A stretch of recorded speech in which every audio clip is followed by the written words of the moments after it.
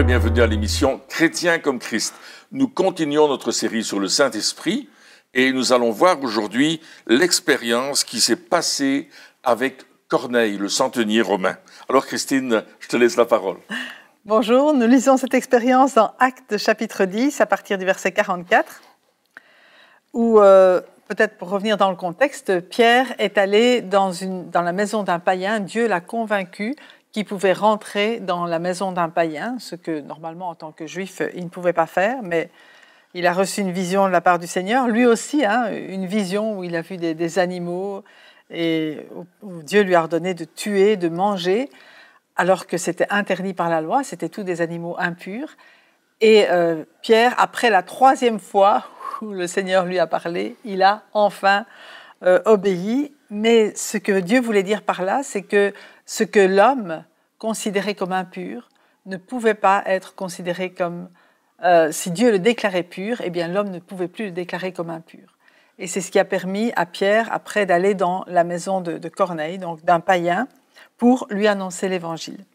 Et nous lisons dans Actes 10, 44, « Pierre parlait encore, donc il annonce l'Évangile à Corneille, quand le Saint-Esprit descendit sur tous ceux qui écoutaient la parole. Tous les croyants circoncis qui étaient venus avec Pierre furent stupéfaits de ce que le don du Saint-Esprit était déversé même sur les non-juifs. En effet, ils les entendaient parler en langue et célébrer la grandeur de Dieu. Alors Pierre dit, « Peut-on refuser l'eau du baptême à ceux qui ont reçu le Saint-Esprit, tout comme nous ?» Et il ordonna de les baptiser au nom du Seigneur. Ils lui demandèrent alors de rester quelques jours avec eux. Et on voit qu'ici, le Saint-Esprit, c'est vraiment l'initiative de Dieu. Il n'y a pas eu d'imposition des mains des apôtres, mais il est descendu sur un homme qui avait soif de connaître Dieu et qui avait dans son cœur reçu le Seigneur, et lui et toute sa famille d'ailleurs, qu'il avait préparé pour cette annonce de l'Évangile. Mais avant même qu'il soit baptisé, avant même que les apôtres aient eu le temps de faire quoi que ce soit, le Saint-Esprit est descendu sur ces premiers païens venus à l'Évangile. Ouais, c'est vraiment une histoire extraordinaire, dans le sens aussi où le Saint-Esprit bouscule toutes les règles. Ouais.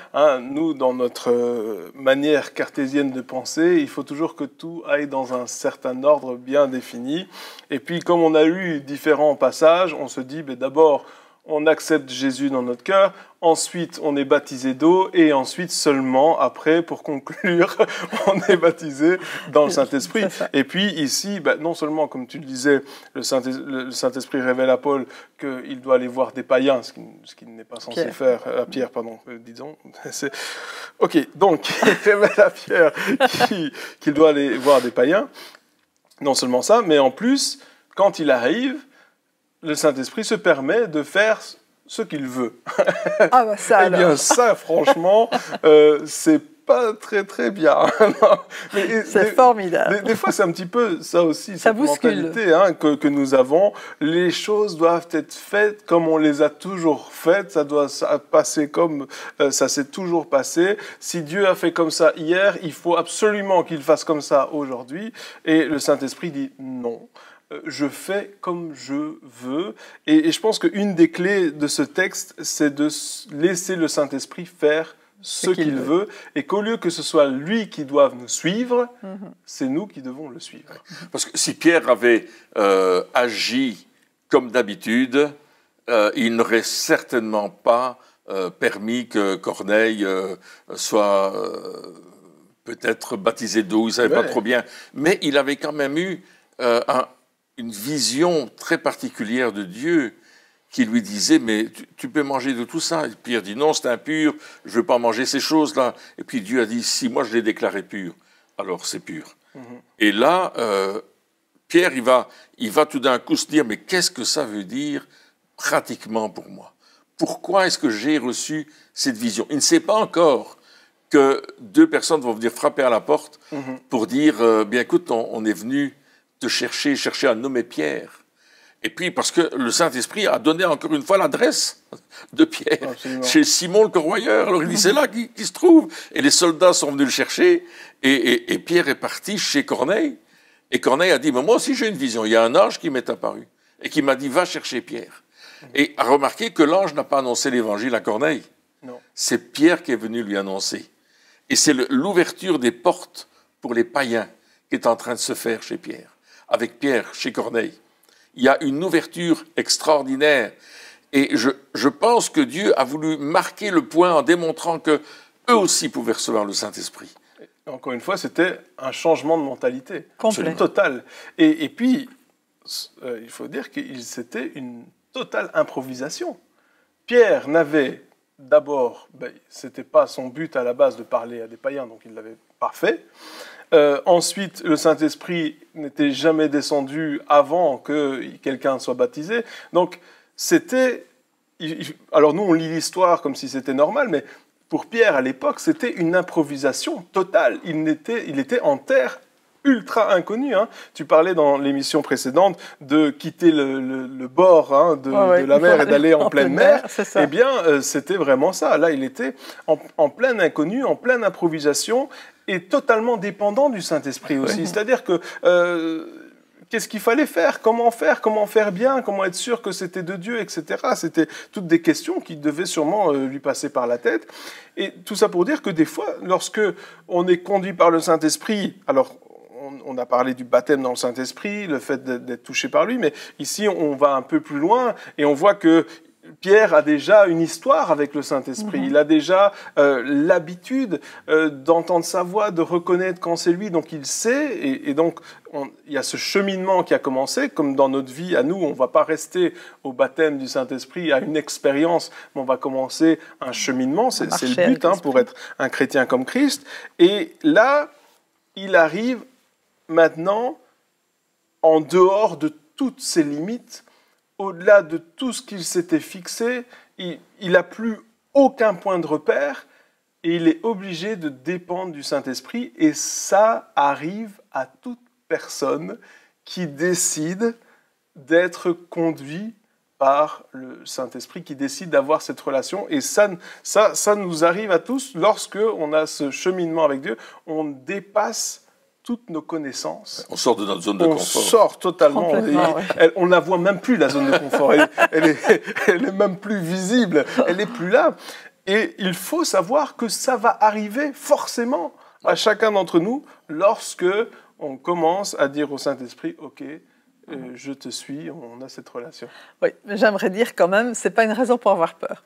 Non, alors il n'a pas eu peur. Hein, parce que tout ce que le Saint-Esprit nous demande de faire, il nous accompagne pour le faire. C'est lui qui vient le faire à travers nous. Et je crois que c'est vraiment important de déposer nos peurs et nos craintes en disant « Seigneur, je te fais confiance. Si tu me le demandes, je ne sais pas où je vais, je ne sais pas ce qui va se passer, mais je sais une chose, c'est que toi, tu es là et que tu vas me conduire et m'apprendre comment faire. » Comme il a appris, en fait, il a enseigné Pierre et les apôtres à ce qu'ils devaient faire. Eux n'auraient pas eu l'initiative ni de les baptiser, même pas de les baptiser d'eau, ni de leur imposer les mains pour le Saint-Esprit, mais Dieu a pris l'initiative. Et quand il faut, c'est vraiment Dieu qui prend l'initiative pour nous montrer et justement pour nous instruire de ce qu'est sa volonté. Il ne va pas au-delà de ce que nous, on peut faire par nous-mêmes. Il le fait. Il le fait lui-même. Et après, c'est vraiment une porte ouverte pour les païens. Et nous, on le suit, ça c'est clair. Et là, il est écrit au verset 45, « Tous les croyants circoncis qui étaient venus avec Pierre, on parle des Juifs qui étaient là, furent stupéfaits de ce que le don du Saint-Esprit était déversé même sur les non-Juifs. » Il y a cette stupéfaction. Ils n'en reviennent pas. Ils sont là, ils disent « Waouh !» Mais il y a des témoins. Ouais. Et Pierre est en équipe. Il n'y a pas que moi, t'as vu. Oui. Pierre est en équipe avec son équipe. Ils sont là ensemble parce qu'ils sont venus, comme tu dis, en terrain inconnu. Et puis là, Dieu fait encore des choses plus grandes qu'ils n'ont même pas imaginées ni pensées. Dieu fait toujours au-delà de ce que nous pensons et de ce que nous demandons. Et il le fait et ils sont stupéfaits. Ils disent « Waouh !» Mais ils sont témoins. Et l'important, c'est d'être témoin de ce que fait le Saint-Esprit. Et là, ils sont témoins de ce que fait le Saint-Esprit sur tous ces hommes et ces femmes qui sont rassemblés pour écouter la bonne nouvelle. Parce que comment il s'appelle, Corneille a rassemblé toute sa maisonnée, peut-être toute la garde est là, tous ses soldats, je ne sais pas, et ils entendent le message de l'Évangile. Et le Saint-Esprit descend sur eux et commence à parler en langue et commence à dire les merveilles de Dieu, comme à la Pentecôte. Comme à la Pentecôte, la même chose. Ouais, et là, Pierre et son équipe sont obligés de dire « Waouh, c'est vraiment Dieu qui parle ». Ils ont reçu la même chose que nous. Oui, c'est ça. Ouais. Parce qu'en tant que juifs, ils se croyaient, je veux dire, quelque part, les seuls, oui, supérieurs, et puis les seuls à avoir le droit de recevoir ça, puisque c'était le peuple élu, etc. Mais là, ils se rendent compte que, mais Dieu, il veut déverser son Saint-Esprit sur toute chair, hein, comme il l'avait dit pourtant. Ouais. Oui, et puis c'est l'accomplissement de la promesse. C'est l'accomplissement de la promesse. Et c'est l'accomplissement aussi de la mission que Dieu va donner aux disciples. Allez, faites de toutes les nations des disciples. Et le mot nation, dans le grec, c'est le mot ethnos, toutes les ethnies. C'est-à-dire les groupes de langues, les personnes qui ne sont pas spécialement comme nous, qui ne parlent pas la même langue que moi, qui n'habitent pas le même pays, qui ne sont pas dans la même région. Oui. Toute la terre. Dans la tête des disciples, quand Jésus a dit ça, c'était sûrement, on va d'abord les convertir au judaïsme, et puis les faire circoncire, etc. Et puis seulement, on pourra, parce que c'est comme ça que eux, j'imagine, ils voyaient les choses. Et là, le Saint-Esprit arrive et il bouleverse totalement leurs préjugés, leur manière de voir les choses, les codes qui étaient mis en place. On le voit dans les actes des apôtres. Après, les recommandations, ça n'a rien à voir avec ce qu'on peut attendre de quelqu'un qui est juif, et donc, ou judaïsant, et donc tout est totalement bouleversé, mais lorsque le Saint-Esprit vient et fait son œuvre, oui, ils sont témoins, mais comme on l'a dit, ils décident de se soumettre à ce que le Saint-Esprit fait. Ils décident de ne pas résister, parce qu'on peut résister à ce que le Saint-Esprit est en train de faire. Lorsque le Saint-Esprit fait quelque chose, on peut dire « Ah non, c'est pas de Dieu, c'est pas bien, c'est pas juste ». Et puis, eux, comment est-ce qu'ils ont fait pour savoir? Non seulement il y avait les fruits qui étaient là, cette expérience extraordinaire, mais il n'y avait pas que ça. Comme on l'a dit, il y avait une parole prophétique qui datait de bien longtemps, qui parlait déjà de ce qui allait arriver. Oui. Et à la lumière de ce qui s'est passé chez Corneille, ils ont pu enfin comprendre ce que ça voulait dire. Et donc, encore une fois, la parole de Dieu confirme ce que le Saint-Esprit fait. Et ça aussi, c'est tellement important parce que si on ne fait pas ça, on peut imputer au Saint-Esprit quelque chose qu'il n'est pas en train de faire et qui est totalement contraire à la parole de Dieu. C'est arrivé des dizaines de fois dans l'histoire, et des fois même tragiquement, avec des personnes qui disaient « Ah mais non, le Saint-Esprit nous a dit de tuer une telle personne, etc. » Donc c'était quand même assez fort, mais ce n'est pas confirmé par la parole de Dieu. Donc ici, la parole de Dieu confirmait quand même ce que le Saint-Esprit était en train de faire. Et n'oublions pas que c'est Pierre qui, à la Pentecôte, a déclaré Joël 2. Oui. Je répandrai mon esprit. Je répandrai, c'est ça. Sans tout comprendre. Il ne comprenait pas, mais il l'a vécu à la Pentecôte. Ils ont vécu un déversement extraordinaire du Saint-Esprit, les flammes de feu, le vent violent, et puis parler en d'autres langues, de telle manière que tous ceux qui étaient là comprenaient ce qu'il disait par rapport à Dieu. Il ne disait pas n'importe quoi. Il parlait des merveilles de Dieu, il parlait de la grandeur de Dieu, il louait le Seigneur, et là, il se retrouve chez Corneille, et il découvre que la parole de Joël 2, qui dit « Dans les derniers temps, je répandrai mon esprit sur toute chair, vos fils et vos filles prophétiseront, vos vieillards auront des songes, vos gens des visions, etc. » Elle est en train de s'appliquer là, chez Corneille, parce que déjà Corneille a eu la visitation d'un ange. Absolument. Qui est venu lui parler, et Pierre est obligé de reconnaître la grandeur de Dieu. C'est Dieu qui domine, c'est Dieu qui est le roi, c'est Dieu qui règne. C'est pas le monde, c'est pas le mal, c'est pas l'esprit de ce monde, c'est Dieu qui règne. Amen. Il est en train de le démontrer avec une extraordinaire puissance, qu'il règne et qu'il veut que les païens soient convertis, qu'ils soient remplis du Saint-Esprit, mais il veut aussi que l'Évangile aille jusqu'aux extrémités de la terre. Ouais. C'est ce qu'il a dit, c'est ce que Jésus a dit aux disciples, vous serez mes témoins à Jérusalem, en Judée, et jusqu'aux extrémités de la terre, en Samarie, bien sûr, etc. Donc, ça veut dire qu'il y a cette expansion de l'Évangile, et là, Pierre est en train de travailler à l'expansion de l'Évangile. Il a la clé, il ouvre la porte chez les païens. Ouais. Quelqu'un disait que la clé était toujours plus petite que la porte, heureusement. Alors la clé chez les païens, il a ouvert la clé, et il a ouvert la porte avec cette clé, et puis tout d'un coup, l'évangile a commencé à se répandre, et Paul est arrivé dans le même temps. Paul est arrivé pour lui-même aller chez les païens. C'est extraordinaire, là. Le timing de Dieu, le temps de Dieu, le Saint-Esprit nous conduit toujours dans le temps de Dieu. Il accomplit la volonté de Dieu. Oui, exactement. Et Jésus lui-même avait dit aussi, même avant, il avait dit « Faites de toutes les nations des disciples ». Donc, c'était déjà l'ordre qu'il avait donné aux disciples, mais je crois, même à ce moment-là, ils n'ont pas compris. Là, oui, parce que notre vision des choses est toujours assez étroite. Hein, parce que nous, on n'a pas la vision globale. On ne voit pas les choses de la même manière que Dieu le voit. Et heureusement, je pense que ça exploserait un petit peu notre cerveau, je pense. Mais des fois, on voit aussi par étapes. Peut-être qu'on est prêt à accepter jusqu'à un certain point, et puis tout d'un coup, le Saint-Esprit vient, il bouleverse tout, mais on est prêt à être bouleversé. Et je pense que Pierre, ici, était prêt à être bouleversé. La preuve en est que lorsque le Saint-Esprit est arrivé, et on peut voir ça comme une vague, hein, parce que voilà, la vague du Saint-Esprit est arrivée chez les païens, Pierre a surfé sur la vague. Il n'a pas essayé d'aller à contre-courant, il a surfé dessus. Et on voit ça au verset 48, hein, il dit « Et il ordonna de les baptiser au nom du Seigneur ». Donc, il a pris une initiative. Oui, là, à ce moment-là, il a dit... Il a pris une initiative. Il n'a pas... Là, c'est pas le Saint-Esprit qui a dit baptise-les au nom de Jésus. Il a vu que le Saint-Esprit est en train d'agir et il a attrapé la balle au bond et il a continué avec, au lieu d'essayer de même réfléchir ou d'aller plus loin, il a juste dit « Ah oui, donc ça, c'est de Dieu ». Et le baptême, c'est un petit peu... On va sceller ça.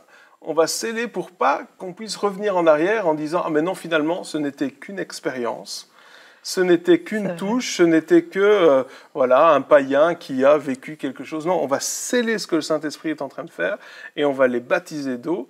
Et puis, ce qui est extraordinaire dans ce texte aussi, hein, c'est qu'on voit qu'ils ont tous été remplis du Saint-Esprit. Donc tous ceux qui étaient là, les personnes qui... attendaient avec impatience la venue de Pierre, parce qu'il y en avait à Corneille, et je pense une partie de sa famille aussi, mais tous les autres aussi. La maison. Les gardes, ceux qui en avaient rien à faire, ceux qui étaient juste là parce qu'ils étaient payés pour être là, eux aussi, ils ont été touchés, et eux aussi ont été baptisés. C'était la totale. Et plus que ça, c'est que le Saint-Esprit va conduire Pierre vers un centenier romain. Et nous savons qu'à l'époque, Rome occupe vraiment beaucoup de territoire. Il est vraiment le royaume de Rome était immense. C'était un monde, hein. Absolument. C'était pas juste. Mais tous les gens qui vont être là, peut-être vont pas rester là où ils sont, parce que ce sont des soldats, on les déplace. Et ils vont aller porter l'évangile partout, et on va retrouver les chrétiens à Rome. Est-ce que c'est Corneille qui est parti à Rome? Est-ce qu'il a été gradé, puis on l'a mis dans un autre bataillon pour une raison quelconque? On ne sait pas. Enfin, moi, je ne le sais pas. Peut-être que les historiens le savent. Et puis, est-ce qu'il a pu aussi atteindre, juste comme tu le disais, l'armée, c'est-à-dire des autres généraux, des légionnaires, peu importe. Chacun a été touché avec ce qu'il avait, là où il était aussi, et puis a pu influencer le monde où il est. Et ça aussi, c'est important, parce que, et ça c'est peut-être une petite parenthèse, mais des personnes pensent qu'être un ministère, c'est être sur une estrade ou être dans les rues. Mais non, être ministère, c'est de faire ce que Dieu nous demande de faire, là où nous sommes. Dieu a placé certains avocats, Dieu a placé d'autres femmes de ménage, Dieu a placé d'autres dans la politique, etc. Et des fois, on est un petit peu... on juge facilement. Je me souviens qu'il y a quelque temps, quelqu'un me disait « Oui, mais si un chrétien est dans la politique, il ne peut pas parce qu'il va être corrompu. » Oui, mais si Dieu l'a placé là pour pouvoir avoir une influence dans ce monde qui en a besoin... alors, gloire à Dieu, parce que Dieu nous appelle à le servir là où nous sommes et à influencer les personnes là où nous sommes. Et puis, le premier ministère que nous avons, que tous ont, c'est notre famille. Notre famille, c'est notre premier ministère. C'est vrai. C'est nos épouses, nos enfants, mari, peu importe. C'est notre premier ministère. Et ensuite, donc nous exerçons tous. Moi, j'aimerais dire que chaque chrétien exerce un ministère ou un ministère. Il n'y a pas besoin d'avoir un titre sur une carte de visite. C'est juste de faire la volonté de Dieu, conduit par le Saint-Esprit. Ouais. Et à ce moment-là, on va avoir du fruit. Et comme ici, enfin, je veux dire, c'était l'impact que cette rencontre a eu est juste extraordinaire. Absolument. Et il n'y aurait jamais eu d'impact s'il n'y avait pas eu d'obéissance aussi au Saint-Esprit. Ouais. Et encore une fois, c'était dérangeant quand même. C'était dérangeant. C'était très dérangeant au point qu'ils ont dû s'expliquer devant les autres chrétiens quand ils ont été faire le rapport. Parce que là aussi, ils rendent des comptes aux autres, ils sont en équipe. Donc, ils ont fait le rapport de ce qui s'était passé et ils ont vraiment dû s'expliquer et je veux dire justifier que c'était Dieu lui-même qui avait pris l'initiative, qui avait convaincu Pierre, qui avait préparé Corneille, qui expliquait que vraiment c'était Dieu. Ils n'ont pas fait un bouleversement pour le plaisir de dire on va tout changer.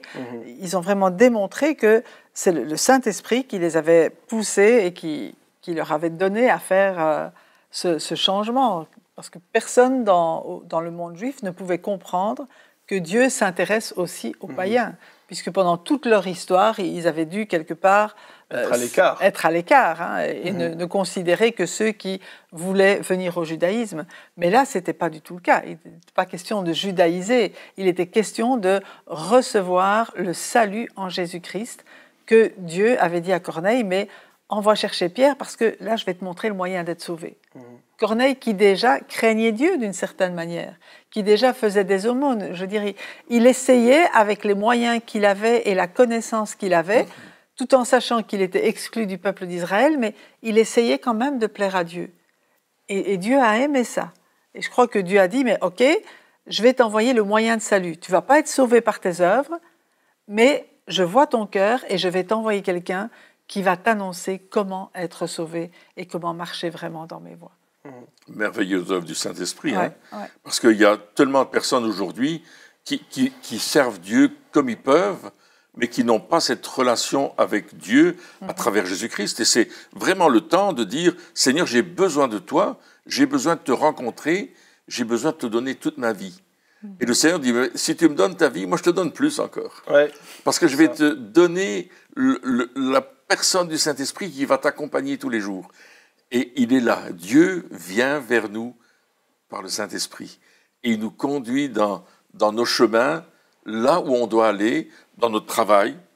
Il va permettre qu'on témoigne dans notre travail. Il va permettre qu'on prie pour nos collègues. On a l'exemple d'une personne dans l'Église qui a commencé à prier pour ses collègues au travail.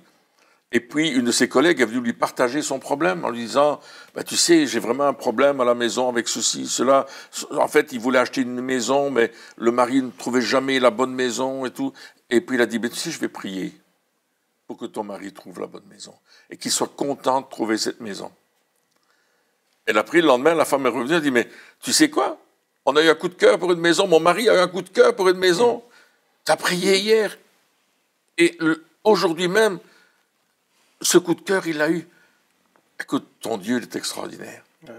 Simplement, être conduit par le Saint-Esprit. Et bien sûr, ça a continué dans d'autres domaines, mais la personne peut dire, tu sais, si je demande à ma collègue là, de prier, il va se passer quelque chose, parce qu'elle connaît un Dieu vivant. Et les gens vont dire, moi, je veux le connaître. Absolument. Ouais, sans notre relation avec Jésus et sans être conduit par le Saint-Esprit, on ne peut pas être efficace et on ne peut pas être des chrétiens comme Christ parce que Christ était conduit par le Saint-Esprit. Et donc, on a besoin de cette relation, d'être conduit. Et c'est encore pour nous aujourd'hui. On entend des fois des personnes qui disent « Oui, mais non, le baptême du Saint-Esprit, c'était pour la Pentecôte, c'était pour certains cas dans la Bible, etc. Mais c'est terminé aujourd'hui. » Non, le baptême du Saint-Esprit est encore actuel aujourd'hui et encore ultra indispensable. Je ne peux pas imaginer vivre sans le Saint-Esprit à mes côtés pour m'aider, pour me conduire, pour me reprendre aussi. Et bien sûr, en équipe, on parlait encore de la redevabilité, être redevable les uns envers les autres, c'est tellement essentiel aussi aujourd'hui, mais conduit par le Saint-Esprit. Et si nous sommes tous conduits par le Saint-Esprit, eh bien, nous irons dans la même direction. Nous irons tous. On n'aura pas de problème de dire, ben non, moi je vais aller à gauche, moi à droite. Non, on aura cette direction parce que le Saint-Esprit nous aura conduits, comme on voit ici avec cette histoire. D'un côté, il prépare le cœur de Corneille pour recevoir l'Évangile, et de l'autre côté, il prépare le cœur de Pierre pour annoncer l'Évangile. Donc, et tous les deux sont conduits par la même personne. C'est vrai. Pour être réunis à un certain moment, et encore une fois, avoir un impact avoir on va dire une réunion qui a encore un impact aujourd'hui, qui a encore un impact, oui, dans la vie de beaucoup des millions de personnes, encore, un milliard, encore aujourd'hui. Tout ça parce qu'ils ont été conduits par le Saint-Esprit, et donc à combien plus forte raison, nous aussi aujourd'hui, on a besoin du Saint-Esprit, et c'est extraordinaire parce que il n'y a rien de compliqué pour recevoir le Saint-Esprit. La Bible, elle est simple, celui qui demande, le reçoit. Voilà, c'est pas... Il n'y a pas une liste, oui, tu dois avoir ça, tu dois faire ceci, tu dois faire cela, tu dois être comme ça. Non, celui qui demande, le reçoit. Et il parle, quand Jésus parle de ça, il dit, vous êtes des parents, vous êtes imparfait, vous êtes mauvais, et vous donnez des bonnes choses à vos enfants. Quand ils vous demandent à manger, tu ne vas pas lui donner un caillou. Et quelque part, l'enfant, qu'il fasse des bêtises ou qu'il soit sage, il a besoin de manger. C'est vrai. Des fois, on pourrait dire, ah ben non, écoute, t'as pas été sage aujourd'hui, tu mangeras demain. Ce serait de la torture de faire ça. Ouais. Il dit, bien, de la même manière, le Père donnera le Saint-Esprit à ceux qui le lui demandent. Et donc encore aujourd'hui, il n'y a rien de plus simple que de demander le Saint-Esprit. On en a déjà parlé, mais je le répète parce qu'il est tellement indispensable dans notre marche avec Dieu, dans notre vie de tous les jours. Il est notre consolateur, il est notre ami, et il nous a été promis en plus. Absolument. Donc, et Dieu est vrai, lorsqu'il promet quelque chose, il le fait. Et effectivement, en plus, c'est l'esprit de sainteté. Donc, c'est lui qui va nous aider aussi à marcher dans la sanctification, à venir sanctifier nos vies pour qu'elles soient de plus en plus conformes à ce que Dieu demande. On a besoin de lui pour avancer. On ne peut pas, ok, je donne ma vie à Jésus, mais j'ai besoin du Saint-Esprit pour marcher dans le chemin que Dieu m'a préparé. Donc, c'est une nécessité. Il est indispensable effectivement dans nos vies. Et on peut dire que si nos téléspectateurs n'ont pas reçu le Saint-Esprit, demandez-le et Jésus va vous le donner. Amen. Il va le faire avec sa puissance. Oui, amen. Il va nous remplir chacun, conduire chacun, mettre aussi des choses en évidence pour qu'on puisse demander pardon et se sanctifier. Et puis aussi nous guider dans la vie de tous les jours, à faire peut-être des choses qu'on n'a pas toujours envie de faire, mais qui après auront un tel impact et un tel résultat qu'on sera content d'avoir obéi. On est toujours content lorsqu'on obéit au Saint-Esprit. Eh bien, chers amis, merci encore de nous avoir suivis pour cette émission et on se retrouve très bientôt pour la suite. Au revoir.